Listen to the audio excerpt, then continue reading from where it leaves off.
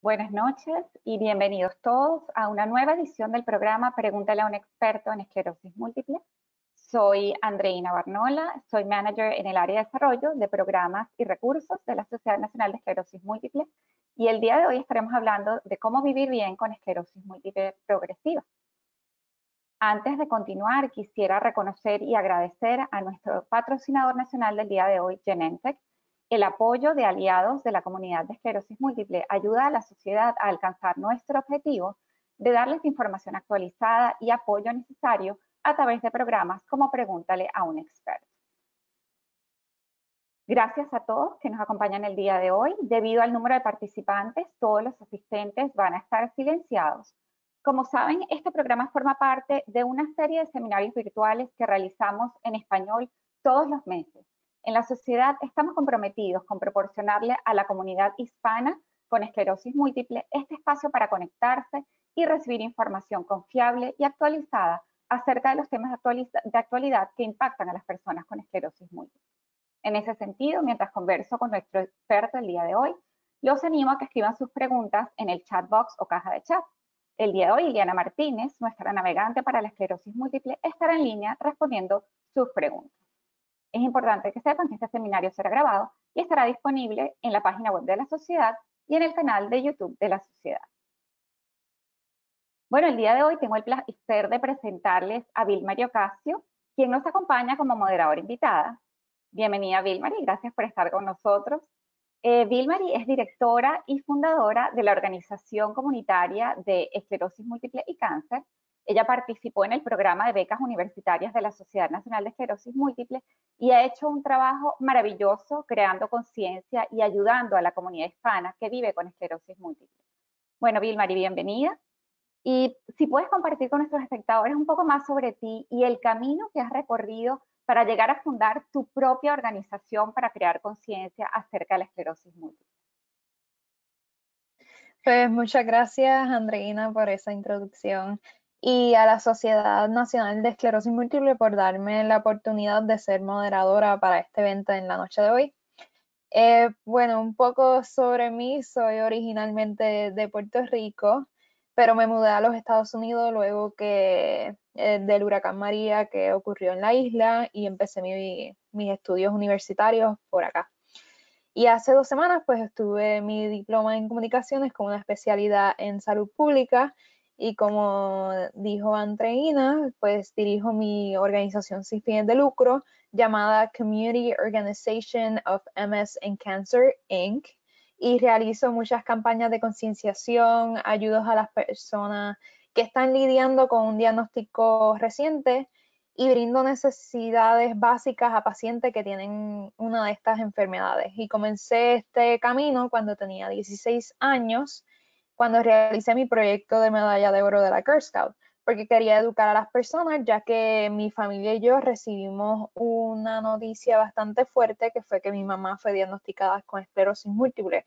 Sufrimos en el momento, pero tornamos esta experiencia negativa en algo positivo y ahora he impactado sobre más de 200,000 personas a nivel mundial e impulsé la medida del proyecto del Senado 1180 hasta que se convirtiera en ley número 85 en el 2016. Perfecto, cuéntanos un poquito porque yo sí sé de qué se trata este proyecto de ley en Puerto Rico que fue tan importante. Sí, es el registro obligatorio para las personas diagnosticadas con esclerosis múltiple. Entonces, si uno está diagnosticado en la isla, está obligatoriamente para un registro y así uno puede buscar ayudas federales y ayudas también para el paciente como tal. Bueno, perfecto. Bueno, Vilmary, muchísimas gracias. Para nosotros es un placer tenerte con nosotros y te dejo con el programa. Bienvenida. Pues muchísimas gracias. Pues buenas noches a todos. Y quiero comenzar explicándole un poco más del camino con la esclerosis múltiple, que el único e impredecible para cada individuo. Algunas personas que viven con esclerosis múltiple experimentan una progresión gradual de los síntomas que afectan sus funciones y habilidades, mientras que otras personas presentan progresión de la enfermedad desde un principio. Hoy hablaremos de esclerosis múltiple primaria progresiva, o por sus siglas EMPP. Discutiremos estrategias efectivas y opciones de tratamiento para vivir una vida normal con esclerosis múltiple progresiva y esfuerzos prometedores para impulsar avances en la investigación.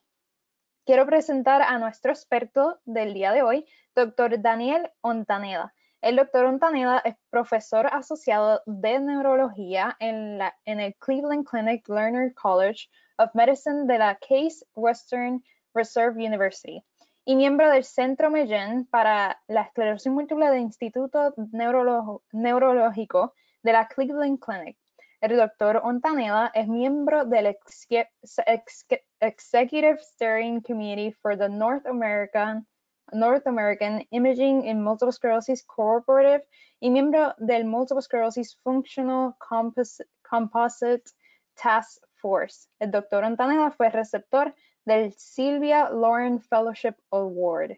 Le damos la bienvenida al Dr. Ontaneda. Vamos a ver. Hola, muchas gracias por estar con nosotros hoy. Vilmarí, muchas gracias por la introducción. Pues, doctor, antes de sumergirnos en el tema de hoy, queremos conocerlo un poco más a usted. ¿Podría compartir con nuestros participantes qué le hizo enfocarse en la esclerosis múltiple y qué es lo más que le apasiona de su trabajo? Sí, claro, muchísimas gracias por la pregunta. Bueno, contarles un poco sobre mí. Mi nombre es Daniel Ontaneda, soy neurólogo y he estado aquí en Cleveland hace 15 años, pero originalmente soy de Quito, Ecuador. Eso explica mi manejo del castellano. Y la verdad es que a mí siempre me apasionó bastante la neurología y las patologías neurológicas. ¿Por qué? Porque creo que desde un punto de vista de estudio, para mí el cerebro siempre ha sido la parte más interesante de nuestros cuerpos. Es la parte más compleja, la que realmente nos define como personas y la que nos da la habilidad de comunicar con otra gente y realmente de hacer todo lo que hacemos. Y siempre les digo a los estudiantes de medicina que escoger neurología es escoger tratar al órgano más importante de nuestro cuerpo y también tal vez la estructura más compleja que conocemos hoy por hoy en nuestro planeta. Así que desde un punto de vista es un honor para mí tratar a pacientes con patologías neurológicas. Y después cuando tuve una experiencia de un familiar mío que tuvo esclerosis múltiple, eso me impulsó a aprender un poco de la enfermedad. Y conocer que es una patología que afecta a las personas de manera en su juventud, cuando son jóvenes. Puede ser una patología con muchos síntomas, pero al mismo tiempo es una enfermedad que realmente ha vivido una revolución. Sí, o sea, en esclerosis múltiple fuimos que no teníamos medicamentos para tratar la enfermedad hace más de 30 años. Hoy tenemos más de 20 medicamentos aprobados para tratar la enfermedad. Y creo que esta posibilidad de dar un medicamento a un paciente y cambiarle el curso o la trayectoria de su enfermedad es una cosa que realmente es apasionante. Lo que diría es que lo que más me gusta en mi trabajo es ver pacientes. Hago mucha investigación, pero creo que realmente lo que me empuja, lo que me hace levantarme todos los días de la cama temprano, es ver pacientes con esclerosis múltiple y tratar de ayudarlos. Y creo que lo que vemos como médicos es que ayudamos a un paciente específico, tal vez con sus síntomas, pero también creo que como cientistas estamos ayudando a una comunidad mucho más grande de pacientes con esclerosis múltiple, de allegados a pacientes con esclerosis múltiple. Así que realmente eso para mí no tiene precio. Si tuviera que volver a escoger qué haría, no cambiaría nada. Para mí realmente es un privilegio poder ayudar a personas que tienen esta patología que muchas veces puede ser bastante grave y severa, pero que muchas veces la podemos ayudar a los pacientes a llevar una vida plena y bastante normal. Sí, eso es lo que quiere la Sociedad Nacional de Esclerosis Múltiple, una vida normal al paciente. Bueno, continuamos. Ser diagnosticado con esclerosis múltiple primaria progresiva puede ser abrumador, confuso y hacer que uno se pregunte cómo será su futuro. Las nuevas opciones de tratamiento en el horizonte y la investigación que avanza hacia una cura traen esperanzas para todos los afectados por la EMPP. Hoy nos enfocaremos en esta forma de esclerosis múltiple que afecta a alrededor del 10 al 15% de las personas diagnosticadas con esta enfermedad. Doctor Ontaneda, ¿nos puede explicar a nuestros espectadores qué es la esclerosis múltiple primaria progresiva y cómo es diferente de otras formas de esclerosis múltiple? Sí, por supuesto, es una excelente pregunta. La esclerosis múltiple primaria progresiva es uno de los tipos de esclerosis múltiple que nosotros tenemos. La esclerosis múltiple es una sola enfermedad, pero que viene con diferentes cursos clínicos. Esto son diferentes manifestaciones, son subtipos de esclerosis múltiple. Decimos que es como un sabor ligeramente diferente de la esclerosis múltiple. Y la primaria progresiva es un poco diferente que el resto de tipos de esclerosis múltiple. Uno, porque no afecta a tantos pacientes, solo afecta más o menos entre el 10 y el 15% de pacientes que padecen esclerosis múltiple. Y la gran diferencia de primaria progresiva con esclerosis múltiple remitente recurrente, que es la que es más frecuente en la población general, normalmente el 90% de los pacientes inician con remitente recurrente, es que en la primaria progresiva los pacientes acarrean discapacidad o acumulan discapacidad de una manera gradual. ¿Sí? Esto es muy diferente que la forma más común o remitente recurrente. En remitente recurrente, el paciente tiene una recaída con esclerosis múltiple y después de esa recaída puede tener o mejoría completa o tal vez una mejoría parcial. Y los pacientes con remitente recurrente acarrean esa discapacidad por estas recaídas donde no tienen recuperación completa. Versus el paciente con primaria progresiva no tiene recaídas. Uno les ve a los pacientes en la clínica y les pregunta, ¿usted ha tenido una recaída? Y empiezan a preguntar, ¿qué es una recaída? Es un episodio de durante 24 horas que usted ha tenido empeoramiento de los síntomas que después han durado tal vez 2, 4 semanas, después usted se ha sentido mejor. Y los pacientes con primaria progresiva dicen, yo eso nunca lo he tenido. Yo he tenido una progresión de la enfermedad, un acumulamiento gradual de diferentes problemas que realmente se da de una manera lenta y paulatina. ¿Y cómo se diagnostica la MPP? Sí, creo que es bastante parecida. La verdad es que los criterios diagnósticos para esclerosis múltiple tienen una diferencia ligera en los pacientes que tienen progresión gradual de la enfermedad. Entonces, claro, la remitente recurrente es en base al número de recaídas y tener más de una recaída, más diseminación en espacio y tiempo, que es básicamente se hace con la resonancia. En cambio, en esclerosis múltiple primaria progresiva es un diagnóstico más difícil de hacer. La verdad es que típicamente los pacientes presentan un poco más tardíamente al médico cuando tienen síntomas graduales. Es muy diferente un día levantarse y después de 6 horas haber perdido la visión en el ojo, que es lo que típicamente pasa en remitente recurrente, versus que uno nota muy lentamente que va cambiando tal vez su marcha, que va cambiando tal vez la función de sus esfínteres o que tal vez tiene problemas cognitivos progresivos. Es muy, muy leve. Por lo tanto, los pacientes presentan de manera más tardía. Pero el diagnóstico se hace de una manera muy similar. Tomamos del paciente, le preguntamos cuánto tiempo han tenido de evolución, si es que han tenido más de un año de evolución de esta progresión de la enfermedad y si es que tienen lesiones tanto en cerebro y en médula espinal que son compatibles con la esclerosis múltiple, con líquido cefalorraquídeo positivo que se hace con una punción lumbar. Básicamente se llega al diagnóstico de esclerosis múltiple. Es bastante parecido a lo que hacemos con el resto tipo de esclerosis múltiple, sino que lo que tomamos en cuenta es la historia de que el paciente tiene ese acarreamiento de discapacidad a través de un año. Y después lo otro es que nos utilizamos muchísimo más la punción lumbar en los pacientes con esclerosis múltiple primaria progresiva. Muchas gracias. Y una persona con esclerosis múltiple llamada Ana escribió que se encuentra confundida y preocupada porque su médico le dijo que tiene esclerosis múltiple progresiva activa.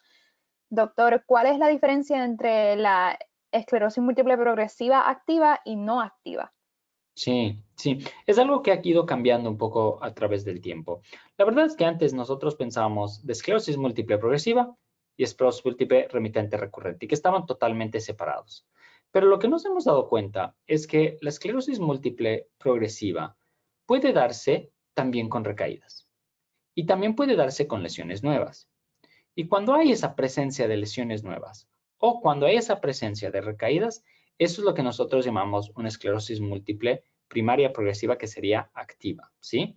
Mucha gente dirá, bueno, si es que el paciente tiene recaídas, realmente es primaria progresiva, porque supuestamente los primarios progresivos no tienen recaídas, pero la verdad es que no es una dicotomía. No es que el paciente tiene total progresivo o total remitente recurrente. En mi experiencia clínica, siempre es una mezcla de los dos. Creo que en la primaria progresiva especialmente la esclerosis progresiva en general, lo que prima es la progresión.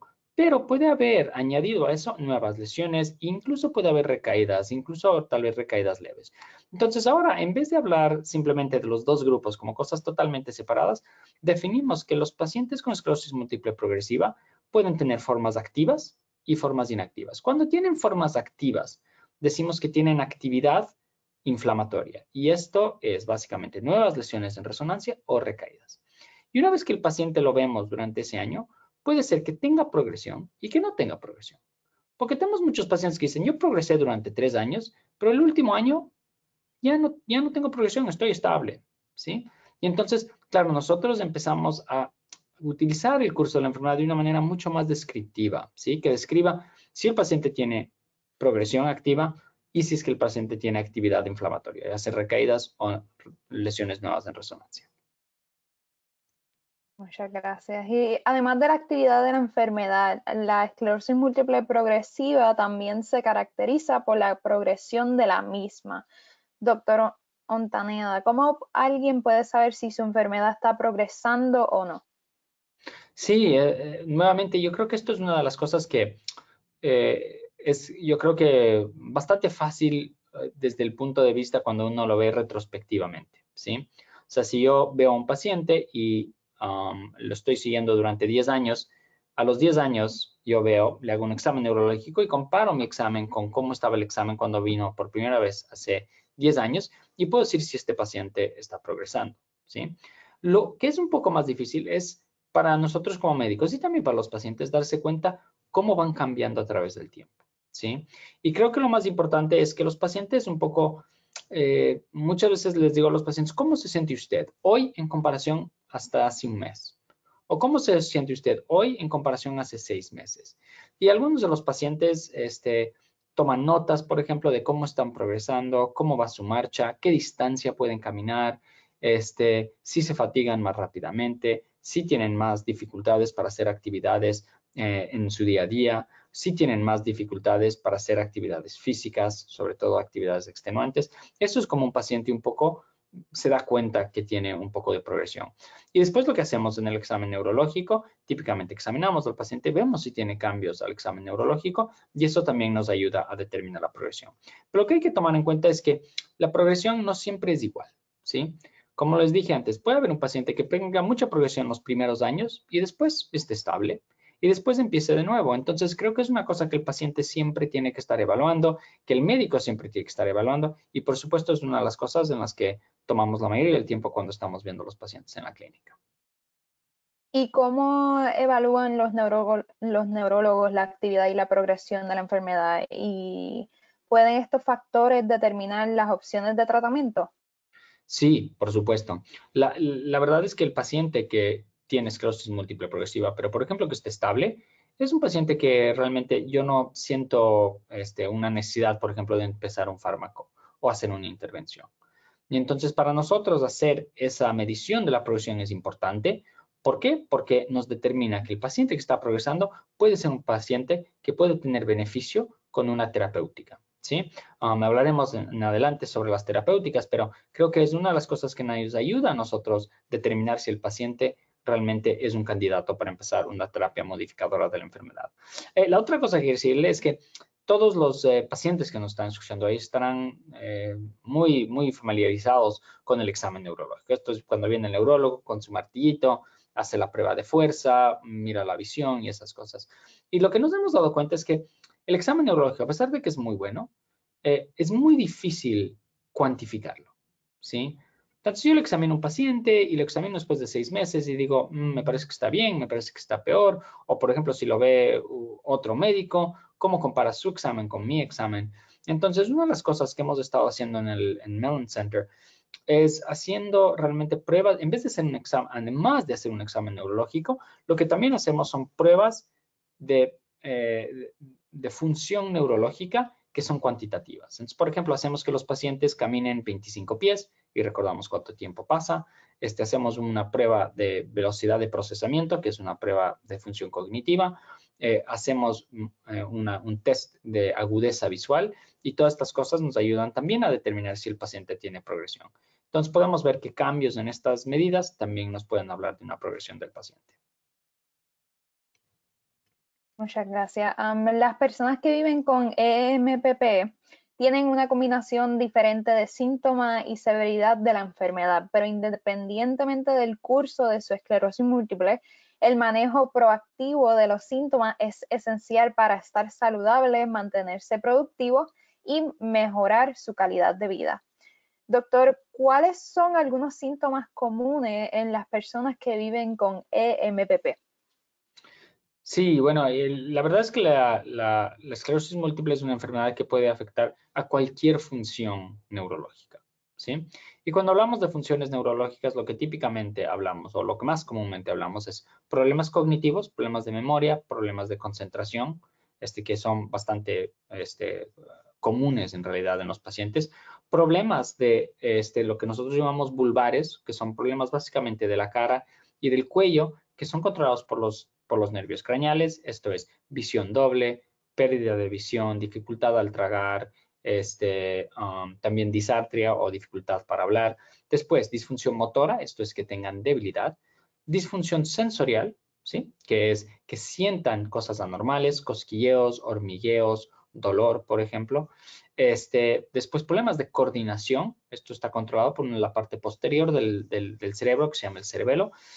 Y esto los pacientes pueden tener un poco de temblor, pueden tener dificultad a la coordinación, ¿sí? A una cosa que llamamos nosotros ataxia, dificultad para la marcha por esa ataxia. Y después están los problemas esfintéricos, que son problemas de control de vejiga, también problemas de control anorrectal. Y por último, hay síntomas que son un poco más difusos, que son síntomas como fatiga, ¿sí? Que es un poco más difícil de cuantificarlo, pero creo que es el síntoma más común de la esclerosis múltiple, es la fatiga como tal. Todos los pacientes que nos estarán escuchando ahora, estoy seguro que sabrán de lo que hablo, que la fatiga, que es esa dificultad de una baja de energía, una baja de fuerza muscular, también hay los dos tipos de fatiga que se presentan en los pacientes. Ahora, la esclerosis múltiple primaria progresiva específicamente tiene un fenotipo específico de cómo se presenta desde el punto de vista clínico. Y los pacientes tienden a tener básicamente un cuadro de lo que nosotros llamamos una mielopatía progresiva. ¿Qué es la mielopatía? La mielopatía es cuando hay daño de la médula cervical o torácica. Y es una progresión de síntomas no tanto del cerebro, sino bastante viene de la médula espinal. Y típicamente eso se asocia con debilidad, con disfunción de esfínteres, con mucha espasticidad, ¿sí? O contracciones musculares, y lo que realmente desencadena y por qué produce tanta discapacidad es porque produce una dificultad con la marcha. También los pacientes pueden tener pérdida de sensación, sobre todo en las extremidades inferiores. Entonces, ese es el fenotipo más típico del paciente con esclerosis múltiple primera progresiva. Debilidad, dificultad para la marcha y desorden de esfínteres. Pues gracias, doctor Ontaneda, por esta información tan importante. Y antes de continuar con nuestra discusión, quiero dar la bienvenida a los participantes que acaban de unirse a nosotros.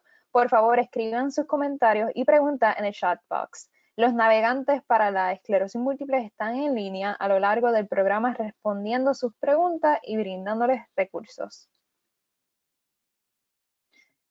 Para las personas que viven con EMPP es esencial cumplir con las estrategias de atención preventiva y seguir un plan de tratamiento integral. Doctor, ¿cuáles son algunas estrategias de atención preventivas importantes para alguien que vive con EMPP? Sí, claro. Hay bastantes estudios que demuestran que los pacientes, todos los pacientes con esclerosis múltiple, pero especialmente los pacientes con esclerosis múltiple primaria progresiva, pueden tomar algunos pasos o estrategias de prevención para que su enfermedad no empeore. Y claro, por supuesto, la prevención más grande que puede hacer un paciente, yo creo, hoy por hoy es los tratamientos modificadores de la enfermedad, que ya hablaremos. Pero hay algunas otras cosas que los pacientes pueden hacer para asegurarse que su esclerosis múltiple esté estable. Y uno de esos es control de los factores de riesgo modificables que tengan los pacientes. Estos son factores de riesgo que antes siempre pensábamos en factores de riesgos que afectaban el corazón y el cerebro desde el punto de vista de enfermedad cerebrovascular, pero que nos hemos dado cuenta en los últimos 10 años que son muy importantes para la progresión de la esclerosis múltiple. Esto es control de presión arterial, control de lípidos, ¿sí? O colesterol, control del azúcar en la sangre o los pacientes que tengan casos de diabetes. El control, sobre todo, de obesidad, que creo que es un problema para los pacientes, especialmente los pacientes que no pueden hacer bastante ejercicio, tienen que tomar bastante cuidado con eso porque como no pueden hacer tanto ejercicio, es más probable que tengan un poco de sobrepeso. Y después otra cosa que también nosotros hacemos hincapié muchas veces es en la vitamina D. La vitamina D se sabe que es un factor de riesgo para la esclerosis múltiple, el vitamina D bajo, y entonces típicamente a los pacientes les pedimos que tomen un suplemento de vitamina D y que se hagan chequear los niveles de vitamina D con su médico. Y por último, una de las cosas que muchas veces va desapercibido es el control del estrés que el paciente pueda tener. Hay algunos estudios que demuestran en la esclerosis múltiple que los pacientes que tienen niveles más altos de estrés tienen mayor inflamación en sus cerebros y en sus médulas espinales. Y por lo tanto, creo que tener alguna forma proactiva de manejar ese estrés es importante. Aquí en el Mellon Center mandamos a todos nuestros pacientes nuevos que vean a nuestros psicólogos para que tengan herramientas para manejar el estrés. El estrés siempre va a existir. No puedo decirle a mi paciente no se estrese, porque el estrés en la vida de todos nosotros existe, pero lo que sí puedo darle al paciente son algunas herramientas con las que pueda combatir el estrés. Sí, eso es importante. Próxima pregunta. ¿Qué condiciones de salud coexistentes o comorbilidades son comunes en las personas con EMPP y cómo pueden ser manejadas? Sí, yo creo que tal vez una de las comorbilidades más importantes en la esclerosis múltiple son los desórdenes del ánimo, ¿sí? Sabemos que se dan frecuentemente. Depresión y ansiedad son las dos que más tenemos en la esclerosis múltiple. Y realmente pueden ser muy discapacitantes. Tan discapacitantes pueden ser como la patología física, ¿sí? O sea, un paciente puede tener el mismo nivel de discapacidad por una depresión severa que tiene, por ejemplo, por debilidad y por una dificultad con la marcha. Entonces, yo creo que es muy importante enfocarse como los médicos, nosotros lo que hacemos es hacemos cuestionarios que buscamos la presencia de depresión en nuestros pacientes. Nuevamente, si es que tenemos aquí algún paciente que se siente que tiene depresión, por favor, comuníquelo eso a su médico, que realmente hay tratamientos muy eficaces para controlar esa depresión. Y la verdad es que es un poco es una cosa que algunos pacientes tienen un poco de miedo de discutir esto con su médico porque dicen, bueno, seguramente estoy deprimido porque tengo esclerosis múltiple, ¿sí? Y la verdad es que no es que por la discapacidad del paciente está deprimido, ¿sí? Se han hecho algunos estudios que demuestran que un paciente que tiene discapacidad por patologías que no sean esclerosis múltiple tiene el mismo nivel de discapacidad con un paciente con esclerosis múltiple. Los pacientes con otras patologías no se deprimen tanto, ¿sí? O sea que la esclerosis múltiple se asocia directamente con la depresión. O sea, no es producto de que la persona tenga más discapacidad.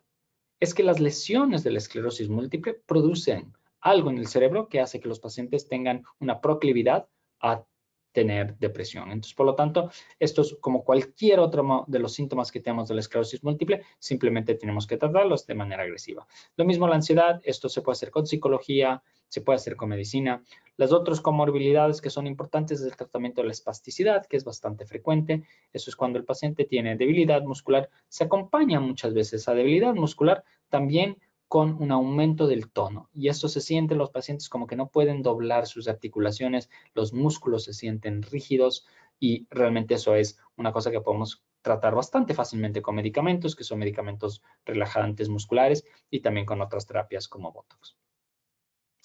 ¿Y me puede explicar un poco más de esos medicamentos modificadores de la enfermedad que están disponibles actualmente para tratar el EMPP?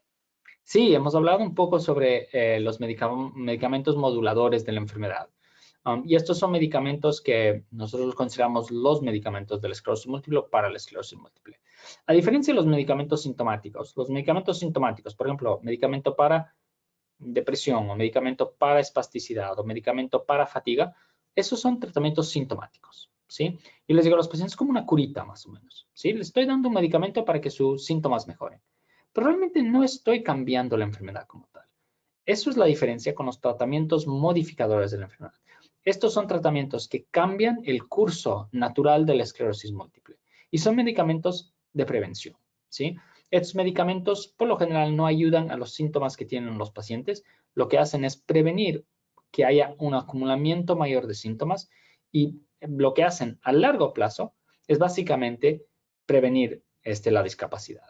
Entonces, para la esclerosis múltiple, específicamente primaria progresiva, hay un medicamento que está aprobado hoy día en el mercado. Es un medicamento que es un medicamento inyectable que se da por infusión.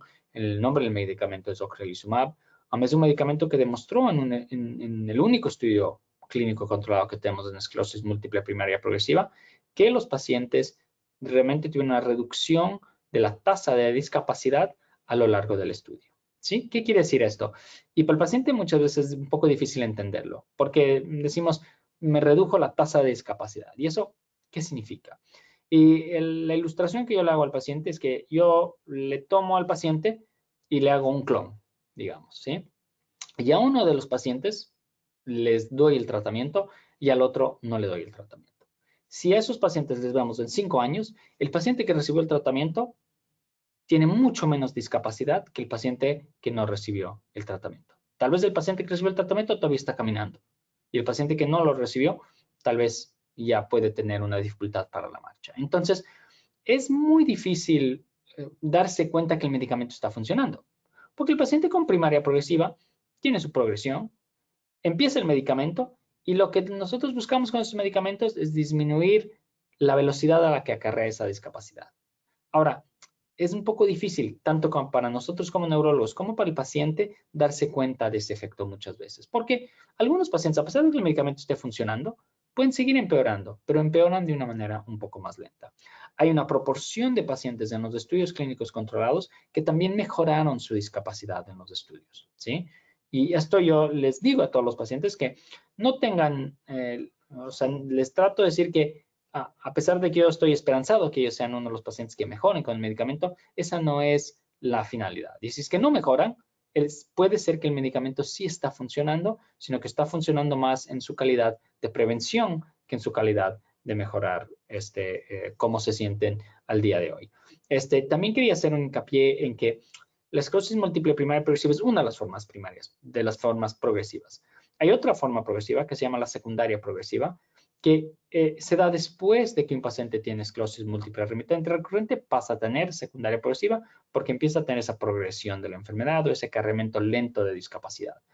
Ahora, todos los medicamentos, los más de 20 medicamentos que tenemos hoy por hoy para la esclerosis múltiple, están aprobados también en formas secundariamente progresivas. O sea que para aquellos pacientes que tengan esclerosis múltiple secundaria progresiva, realmente también hay muchísimas opciones. Muchas gracias, doctor. Usted ha publicado muchos estudios de investigación centrados en la esclerosis múltiple progresiva, pero sabemos que esta forma de esclerosis múltiple es un desafío para los investigadores.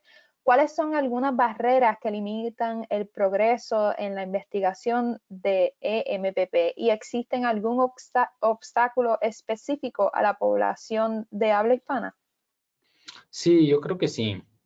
La verdad es que la esclerosis múltiple primaria progresiva, en general, ha sido un poco más difícil de tratar y ha sido un poco más difícil de investigar. ¿Por qué? Porque en la esclerosis múltiple remitente recurrente tenemos un paradigma que es, hacemos ensayos clínicos muy pequeños con un desenlace que son las lesiones activas en resonancia. Entonces, si un medicamento demuestra que tiene un efecto muy fuerte o muy poderoso sobre las lesiones activas, eso predice que va a tener un muy fuerte efecto sobre las recaídas, ¿sí? Entonces, podemos hacer estudios relativamente pequeños y darnos cuenta cuáles son los medicamentos que van a funcionar en estudios más grandes, ¿sí? Porque los estudios pequeños típicamente son en base a resonancia, los estudios grandes son en base clínica. Y entonces lo que hacemos en esclerosis múltiple remitente recurrente es que hacemos muchos estudios muy pequeños y escogemos a los medicamentos que sabemos que van a funcionar. Y por eso hoy en día tenemos 20 tratamientos. Ahora, en la esclerosis múltiple primaria progresiva, eso no hay, ¿sí? No tenemos una medida de resonancia que funcione como un predictor de una respuesta clínica de discapacidad. ¿sí? Y por lo tanto ha hecho que nuestro trabajo sea mucho más difícil. A pesar de eso, realmente los estudios, como el estudio de ocrelizumab, demuestra que no es una forma intratable de la enfermedad. Antes se creía que era una forma intratable, que no había realmente tratamiento para esclerosis múltiple primera progresiva. Sabemos que eso no es verdad. Sabemos que si es que nosotros escogemos muy bien los desenlaces o los outcomes de los estudios clínicos, tienen que ser desenlaces que son muy sensitivos. Tienen que ser desenlaces que significan algo para los pacientes con esclerosis múltiple primaria progresiva, porque no es lo mismo. Las recaídas no las vamos a medir en el paciente progresivo, porque no tienen recaídas. Lo que tenemos que medir es pérdida de cognición, pérdida de ambulación, pérdida de la marcha, ese tipo de cosas. Entonces, yo creo que haciendo hincapié en mejorar los desenlaces clínicos de los ensayos clínicos controlados, realmente podemos hacer medicamentos que funcionen, y ya hay medicamentos que están siendo ensayados con este tipo de desenlaces que son un poco más modernos. Ahora, en la población hispana específicamente, realmente creo que uno de los grandes problemas que teníamos es que la gran mayoría de los estudios de esclerosis múltiple han sido hechos en poblaciones típicamente de América del Norte y de Europa, ¿sí? Y el número de pacientes de los que tenemos data de pacientes hispanos es muchísimo más pequeño, ¿sí? Algunos ensayos clínicos controlados han sacado los pacientes con esclerosis múltiple hispanos, y los han examinado de manera separada para saber si tienen una respuesta diferente al tratamiento. Y los números son pequeños, pero no parece que ellos respondan diferentemente al tratamiento. Pero lo que sí sabemos es que los pacientes hispanos, su esclerosis múltiple es algo diferente, ¿sí? Creemos que muchas veces son pacientes que tienen más lesiones en médula cervical y torácica, y por lo tanto son pacientes que tienden a tener unas formas más progresivas, que tienden a ser un poco más agresivas también. Y también hay estudios interesantes que muestran que pacientes que son hispanos, pero que migraron a Estados Unidos, depende de a qué edad migran, depende cómo cambia su esclerosis múltiple. Si se parecen más a los pacientes norteamericanos, son cuando pacientes que han migrado hacia Estados Unidos o hacia Canadá, cuando han sido más jóvenes. Mientras más viejos son, cuando migran, realmente se parecen más a su población de base, que típicamente tiende a ser un fenotipo un poco más agresivo. Y entonces, por lo tanto, creo que lo que es importante es que, uno, activemos ensayos clínicos en pacientes hispanoamericanos, tanto en Norteamérica como en nuestros propios países. Yo creo que la industria farmacéutica tiene esto en pie, y vemos cada vez más estudios que reclutan de lugares en Latinoamérica. Eso está muy interesante. Vamos para la próxima discusión. Una dieta saludable, el ejercicio regular, manejo del estrés y otras estrategias de bienestar pueden ayudar a las personas que viven con esclerosis múltiple a controlar sus síntomas y sentirse lo mejor posible. Doctor, ¿cuáles son los primeros pasos que debe tomar alguien que vive con esclerosis múltiple progresiva para incorporar hábitos saludables a su estilo de vida? Sí, estas son todas las cosas más allá de lo que podemos hacer de medicamentos, que es lo que típicamente los pacientes hacen con los neurólogos. Esto es algo que los pacientes pueden hacer día a día en sus casas. Hemos hablado un poco sobre la importancia de controlar los factores de riesgo de la enfermedad. Eso es una cosa importante. Dos, creo que es muy importante la dieta en la esclerosis múltiple. Hablamos bastante sobre cuál es la dieta específica que es la mejor para la esclerosis múltiple. Realmente no hay una dieta específica que ha demostrado que sea la única que sirve para la esclerosis múltiple. Los pacientes muchas veces van al internet y encuentran una serie de diferentes dietas. Protocolo de Walls, Paleo Diet, modificado sin gluten, una dieta libre de lácteos, una dieta totalmente vegetariana. Y la verdad es que estas dietas, a pesar de que son utilizadas, y hay algunas personas que piensan que les ha ayudado con su esclerosis múltiple, no hay mucha evidencia científica que nos corrobore si es que estas dietas realmente funcionan. Donde hay más evidencia es en la dieta que nosotros llamamos saludable desde el punto de vista cardíaco, también llamada como de dieta mediterránea, ¿sí? Y esto es lo que típicamente yo les hago la recomendación a mis pacientes. Asegúrense de que la mitad de su plato sea frutas o vegetales frescos, ¿sí? Y asegúrense de que disminuyan un poco la ingesta de carnes rojas, y traten de comer vegetariano por lo menos un par de veces a la semana, ¿sí? Yo creo que con esas pautas en general realmente es lo más importante. Ahora, tengo muchos pacientes que dicen, pero bueno, yo leí sobre esta dieta por ejemplo, paleo, y yo quiero hacer esto para mi esclerosis múltiple. Perfecto, ¿sí? Yo no me pongo a ninguna dieta. Realmente, mientras se haga alguna dieta, seguramente va a ser más saludable de lo que venimos comiendo de manera ordinaria o de manera normal. Entonces, creo que es importante hacer hincapié en que el cambio de dieta, tener una dieta saludable, balanceada, es lo más importante. De ahí en adelante, cualquier dieta que el paciente quiera hacer, va perfecto. Tengo muchos pacientes, por ejemplo, que han eliminado el gluten de su dieta y ellos sienten que les va muy bien. Tengo muchos pacientes que han ido por el camino vegetariano y sienten que les ha ido muy bien. Creo que lo importante es asegurar de que la dieta sea saludable. Evitar comidas procesadas en lo que puedan. Tratar de evitar la comida chatarra, ¿sí? Tratar de evitar la comida procesada, ¿sí? Tratar de cocinar ustedes mismos su propia comida, ¿sí? Aquí en Estados Unidos mucha gente come mucha comida procesada, a lo que yo extraño del Ecuador, que son los jugos frescos, por ejemplo, que aquí básicamente no se consiguen. Creo que en nuestros países seguramente será aún más fácil, ya que tenemos mucha disponibilidad de tipo de verduras y cosas. Pero realmente es importante hacer hincapié en una dieta saludable. Después, hacer hincapié en que los pacientes tomen algún multivitamínico. Yo siempre recomiendo un multivitamínico general de cualquier tipo para asegurarse de que los micronutrientes estén disponibles. Y después, como les había dicho antes, la suplementación con vitamina D. ¿Y esas son estrategias que hasta yo misma tengo que incorporar en mi comida alimenticia? ¿Y cuáles son algunos de los beneficios que experimentan las personas con EMPP cuando incorporan actividad física y ejercicio en su rutina diaria? Sí, realmente es muy importante hacer ejercicio regular para los pacientes con esclerosis múltiple. Yo típicamente les digo a los pacientes por lo menos 3 días a la semana, por lo menos 30 minutos de ejercicio por el punto de hacer ejercicio. Y algunos pacientes me dicen, bueno, yo hago ejercicio porque paso, por ejemplo, mi trabajo es muy activo y mi trabajo me paso caminando. Y eso ayuda, pero parte del efecto del ejercicio es la reducción del estrés. ¿Sí? Entonces, si uno está haciendo ejercicio por su trabajo, no tiene el mismo efecto que si uno está, por ejemplo, yendo a nadar simplemente por haber hecho el ejercicio. Entonces, creo que desvincular esas dos cosas, ¿sí? O sea, cuando hacemos ejercicio es hacer ejercicio por el placer de hacer el ejercicio, no porque lo estamos haciendo dentro de nuestro trabajo. Y después la segunda cosa es que realmente cualquier tipo de ejercicio es bueno, ¿sí? Yo a los pacientes casi nunca les digo, este es el ejercicio que tienes que hacer, sino cualquier tipo de ejercicio. Lo que sí es que el ejercicio tiene que ir un poco modificado en cuanto a la discapacidad física que tenga el paciente, ¿sí? Entonces, por ejemplo, yo tengo pacientes que tienen una discapacidad muy mínima y que típicamente hacen los ejercicios que pudiera hacer cualquier persona. Corren, ¿sí? O hacen bicicleta.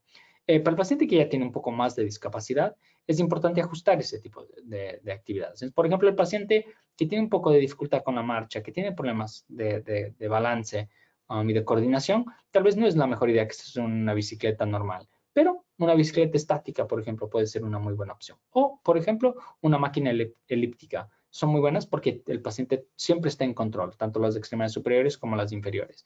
Y después otra cosa que les ayuda mucho a los pacientes que ya tienen un poco más de discapacidad es, por ejemplo, hacer ejercicio en piscina, ¿sí?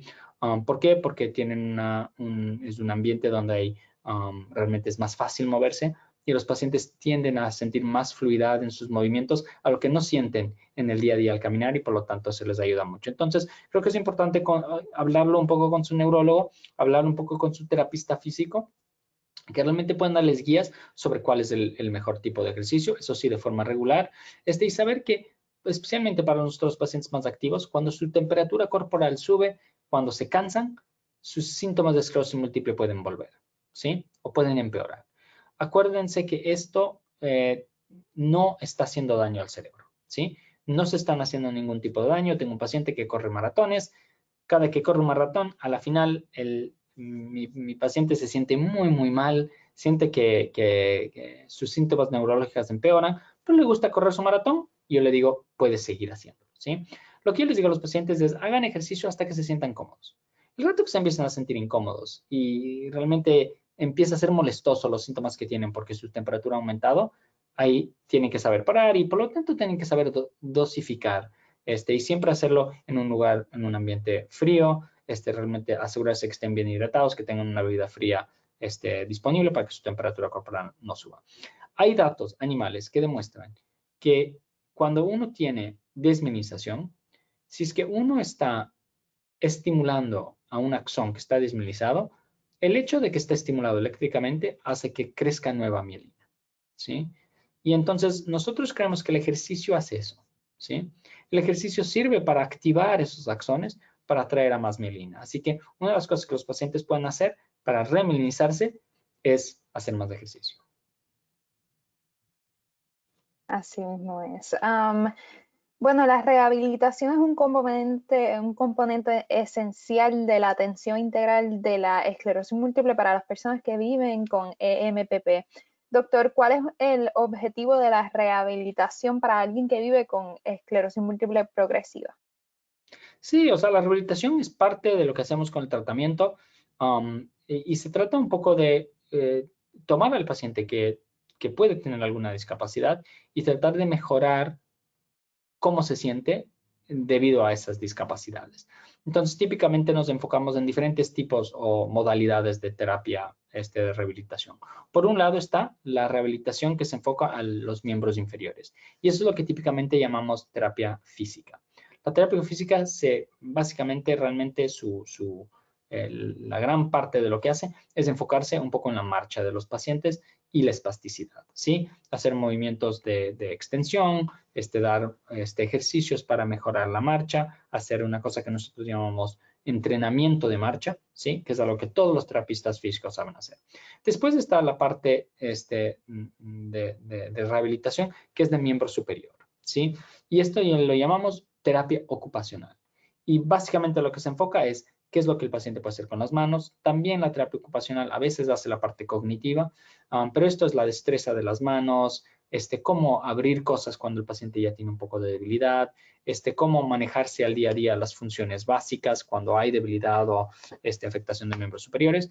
Después también tenemos la rehabilitación, por ejemplo, de lenguaje y también de deglución. Y esto básicamente es para los pacientes que tengan estas patologías. También se trabaja con una persona que hace ejercicios de entrenamientos de cómo tragar para evitar problemas, que da ejercicios para, por ejemplo, para la disartria, cuando los pacientes tienen dificultad para hablar. Todas son partes de un complejo de cosas que hacemos. Y por último está el médico fisiatra, que es bastante común. En inglés eso se llama PM&R, Physical Medicine and Rehabilitation, y estos médicos muchas veces en nuestros centros de esclerosis múltiple hacen el manejo de espasticidad, hacen manejo de espasticidad con medicamentos, manejo de espasticidad con Botox, manejo de espasticidad con bombas de medicamentos intratecales, que son básicamente para los pacientes que ya tienen un poco de espasticidad un poco más avanzada. Bueno, doctor Ontaneda, ha compartido excelente información con respecto a la esclerosis múltiple progresiva. Ahora me gustaría pedirle que comparta 3 aprendizajes clave que los participantes puedan recordar del día de hoy. Perfecto. Yo creo que las 3 cosas importantes que quisiera decirles a los pacientes es, uno, tal vez la cosa que es más importante dentro del manejo del paciente con esclerosis múltiple es tener un equipo interdisciplinario de mucha gente que esté cuidando su esclerosis múltiple y enfocarse en todas las ramas, ¿sí? No es suficiente solo con el neurólogo, ¿sí? No es suficiente solo con el terapista físico, no es suficiente solo con el familiar que le ayuda a cuidar.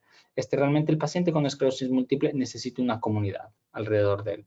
Necesita una persona que le ayude desde el punto de vista social, una persona que le ayude desde el punto de vista de medicamentos, el neurólogo, una persona que le ayude con la terapia, que es el terapista físico ocupacional, una persona que le ayude con el estrés, que es el psicólogo.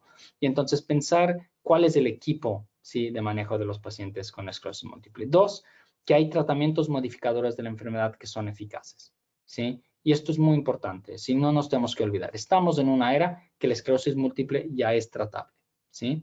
Y los medicamentos moduladores de la enfermedad, tanto para pacientes con remitente, recaída, como para los pacientes con primaria progresiva, son importantes y todo paciente que tenga esclerosis múltiple, no importa el tipo, tiene que ser considerado para estas terapias. Porque estas son, yo creo que tal vez la intervención que más efecto puede tener en la prevención de la discapacidad a largo plazo. Así que todo el mundo tiene que tener esta discusión con su neurólogo. Puede ser que el neurólogo piense que en un caso específico la terapia no sea una buena idea, por los riesgos o por algún otro factor. Pero lo importante es por lo menos tener esa conversación. Acordarse de las terapias modificadoras de enfermedad sería la segunda cosa.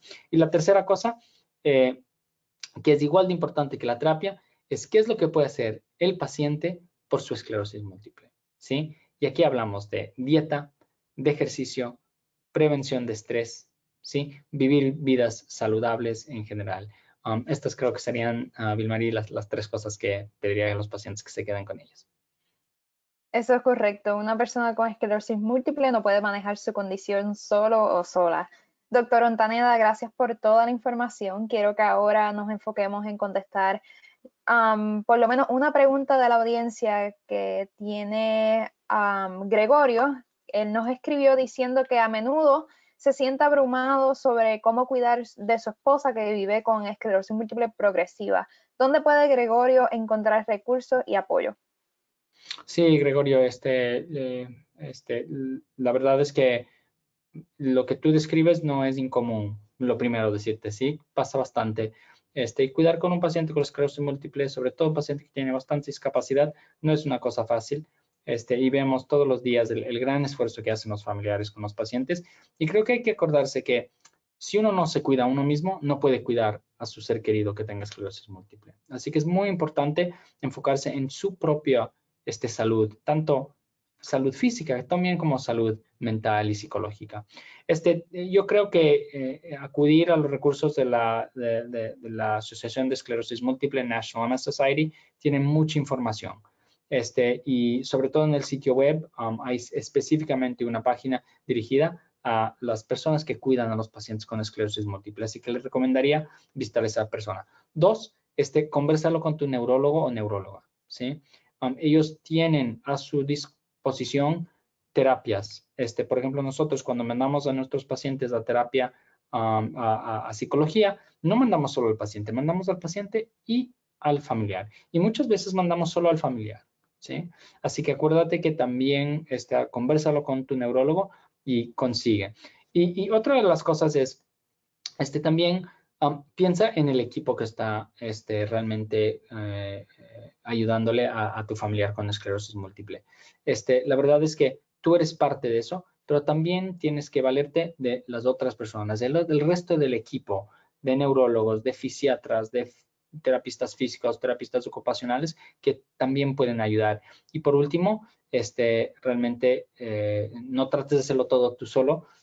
Te diría que también te ayudes con otras personas, no tengas miedo de pedir ayuda a otros familiares o amigos para que te ayuden en la medida de lo posible. Tomarse 1 o 2 días de descanso y pensar en alguna otra cosa siempre viene bien para los pacientes y lo recomendamos de manera general. Sí, muchas gracias, doctor Ontaneda. Bueno, aquí culminamos con la presentación hoy dirigido por el doctor Ontaneda. Pero antes de irnos, quisiera compartir algunos recursos importantes con nuestros participantes. Navegantes para la esclerosis múltiple son su aliado en conectarlos con información confiable y recursos para manejar su esclerosis múltiple. Se puede conectar con ellos por vía telefónica al 1-800-344-4867. Opción número 3 para español, correo electrónico y a través del chat en la página web de la sociedad. Grupos de apoyo bilingüe e información en español. Visite la página de web de la sociedad para encontrar sus grupos de apoyo bilingüe y toda la información está disponible en español. Para más información acerca de la EM progresiva, visite la página web de la sociedad. WAC-MS este año, por la pandemia del coronavirus, será virtual. Lo que tienen que hacer es acceder a walkms.org y regístrense a nuestro evento virtual para hacer una diferencia como nunca antes. Y mi página de Facebook me pueden seguir a través de Community Organization of MS and Cancer Inc. o en Instagram _COMSC, esto es COMSC, _COMSC. Pueden conectarse con la Sociedad Nacional de Esclerosis Múltiple a través de Facebook, Instagram, Twitter, YouTube y LinkedIn. Los animo a dar like y suscribirse a la lista de correo de la sociedad para seguir recibiendo información actualizada sobre esclerosis múltiples y los próximos programas. Gracias de nuevo al Dr. Ontaneda por compartir su tiempo y sus conocimientos, y gracias a todos los que nos acompañaron la noche de hoy. La grabación del programa estará disponible en el sitio web de la sociedad y el canal de YouTube. Por último, es muy importante para nosotros recibir sus comentarios sobre el programa de hoy. Verán una encuesta cuando cerremos este seminario. La información que nos brinda nos ayuda a mejorar y dar forma continuamente a programas futuros. La encuesta solo toma 1 minuto y hace una gran diferencia. Gracias a todos y hasta la próxima.